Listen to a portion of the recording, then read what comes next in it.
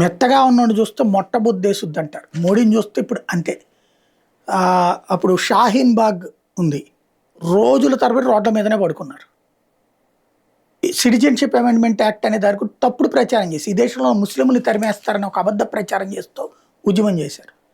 ఆ తర్వాత అల్లర్లు సృష్టించారు, రాళ్ళు వేశారు, పెట్రోల్ బాంబులు వేశారు, ప్రజల ప్రాణాలు తీశారు. ఆ తర్వాత కేసు పెట్టారు, కొంతమందిని అరెస్ట్ చేశారు తప్పించి మోడీ ప్రభుత్వం ముందుగా కంట్రోల్ చేయాలి. అలాగే రైతుల పేరుతో ఉద్యమం ఏళ్ల తరబడి ట్రాఫిక్ జామ్ చేసేసి రోడ్లు జామ్ చేస్తే జనం చుట్టూ తిరిగి వెళ్ళారు, ప్రభుత్వం ఎలాంటి యాక్షన్ తీసుకోలేదు. ఎర్రకోట మీద దాడికి దిగినటువంటి సందర్భంలో పోలీసుల ద్వారా ఆ ప్రాంతాన్ని ఖాళీ చేయించారు. అలాగే జంతర్ మంతర్ దగ్గర నిన్న ఇక్కడ ప్రభుత్వం ఏం చెయ్యదు, అరెస్టులు చేయదు, జైళ్ళల్లో పెట్టదు, చితక్కొట్టదు. కాబట్టి ముందు మనం కూర్చోవచ్చు, డ్యాన్సులు వేయచ్చు, తినచ్చు. అప్పుడు రైతుల పేరుతో ఉద్యమం అంతే, షాహీన్ బాగ్ ఉద్యమం అంతే. ఇప్పుడు అంతే, తినటం, కూర్చోవడం, డ్యాన్సులు వేయటం, అది నిరసన అంటాం. రోజు 1 గంట ఉపన్యాసాలు ఇవ్వటం, ఇది సాగుతోంది.